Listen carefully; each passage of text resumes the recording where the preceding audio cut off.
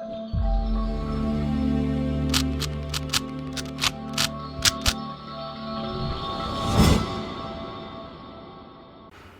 दोस्तों, astro for all की एक कहानी सीरीज में आप सभी लोगों का बहुत बहुत स्वागत है। आज की कहानी बड़ी ही इंटरेस्टिंग है। हमारी कहानी का कैरेक्टर है ऋषि। ऋषि आज पूरे 3 महीने 10 दिन के बाद घर लौटा है। उसने अपनी कमाई से 40,000 रुपए की सेविंग की है और वह 40,000 रुपए उसने अपनी माँ को दे दिए। माँ ने वह पैसे लिए और मंदिर में रख दिए। ऋषि की माँ ने उसका मनपसंद खाना बनाया। ऋषि काफी दिन से बाहर का खाना खा रहा था। जैसे ही उसने अपनी मनपसंद का खाना देखा, उसने भर पेट खाया और जब उसने खाना खा लिया तो उसकी माँ ने उससे कहा कि मैं चाहती हूँ कि तुम अपनी कमाई का 10% हिस्सा जरूरतमंद लोगों को दान करो। तो ऋषि ने कहा, हाँ बिल्कुल, मैं अपनी कमाई का 10% हिस्सा जरूर जरूरतमंद लोगों को दान करूंगा। तो ऋषि की माँ ने कहा, तुम्हें याद है कि 3 नंबर गली में एक कारपेंटर रहता है? तो ऋषि ने कहा, हाँ मुझे याद है, वह कारपेंटर तो हमारे घर पे भी काम करके गया है। तो ऋषि की माँ ने कहा कि मैं चाहती हूँ कि तुम अपनी कमाई का 10% हिस्सा निकालो और उससे राशन खरीदो और कारपेंटर के घर दे आओ। ऋषि ने कहा, अभी मैं थक गया हूँ, मैं अपने कमरे में सोने जा रहा हूँ और कल सुबह राशन का सामान लेके कारपेंटर के घर दे आऊंगा।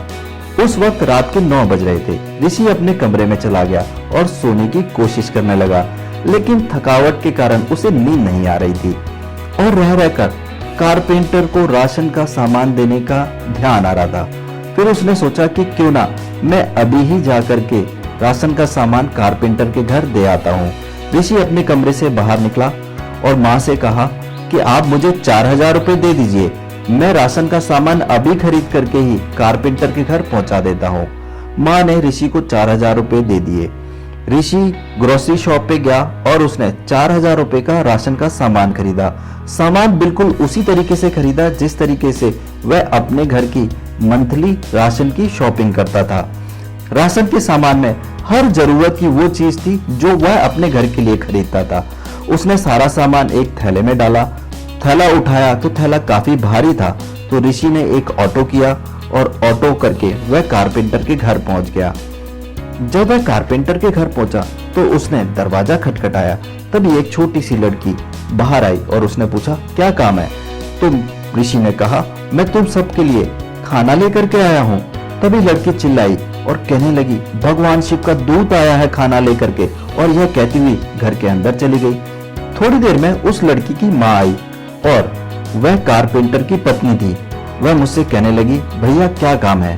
तो मैंने कहा, मैं आप सभी के लिए राशन लेकर आया हूं और ये रहा राशन, लेकिन मैं ये जानना चाहता हूं कि आपकी बिटिया ने ऐसा क्यों कहा कि भगवान शिव का दूत आया है खाना लेकर के। तो कारपेंटर की पत्नी ने मुझे बताया कि मेरे बच्चे 2 दिन से भूखे हैं, इन्होंने कुछ नहीं खाया। मैंने इनसे कहा कि शिव भगवान की पूजा करो, शिव का दूत आएगा तुम लोगों के लिए खाना लेकर के, और इतनी देर में आप आ गए। इसी वजह से मेरी बेटी के मुंह से निकल गया कि भगवान शिव का दूत आया है। फिर ऋषि ने कारपेंटर की पत्नी से पूछा कि यह बच्चे 2 दिन से भूखे क्यों हैं? तो कारपेंटर की पत्नी ने जवाब दिया कि 1 महीने पहले एक एक्सीडेंट में मेरे पति की मृत्यु हो गई। उनके जो पैसे बचे हुए थे उससे हमने 1 महीने का खर्चा तो चला लिया, लेकिन अब पैसे खत्म हो गए और हमारे पास खाने के लिए भी पैसे नहीं है। मैं अभी काम ढूंढ रही हूँ, मुझे काम नहीं मिला, इसी वजह से मेरे बच्चे भी भूखे हैं। फिर उसने मुझे बताया कि हमें भीख मांगना नहीं आता। मेरे पति जितना भी कमाते थे हम स्वाभिमान से उसमें अपना खर्चा चला लेते थे, लेकिन अब वो नहीं है, इसी वजह से घर में खाना नहीं था और आप आए हमारे लिए खाना लेकर के। फिर मैंने राशन का सामान कारपेंटर के घर के अंदर रख दिया और अपने घर की तरफ चल दिया। जब ऋषि अपने घर की तरफ जा रहा था तो सोच रहा था, अगर मैं अभी खाना लेकर के नहीं आता तो आज की रात भी इन बच्चों को भूखा ही रहना पड़ता। शायद भगवान शिव की यही इच्छा थी, इसी वजह से मुझे नींद नहीं आ रही थी और मैं राशन लेकर के यहाँ पर आ गया। कम से कम ये बच्चे आज भरपेट खाना तो खा पाएंगे। यह सोचते सोचते ऋषि की आंखें जो है वो नम हो गई और वह सोचने लगा कि बहुत सारे लोग स्वाभिमानी होते हैं, वह भीख नहीं मांग सकते, लेकिन जिंदगी कभी कभी ऐसे दिन भी दिखाती है कि लोगों को भूखा भी सोना पड़ता है। फिर ऋषि सोच रहा था कि उसकी माँ को पता था कि कारपेंटर के घर की हालत क्या है। इसी वजह से उसकी माँ ने कारपेंटर के घर उसे राशन लेकर के भेजा।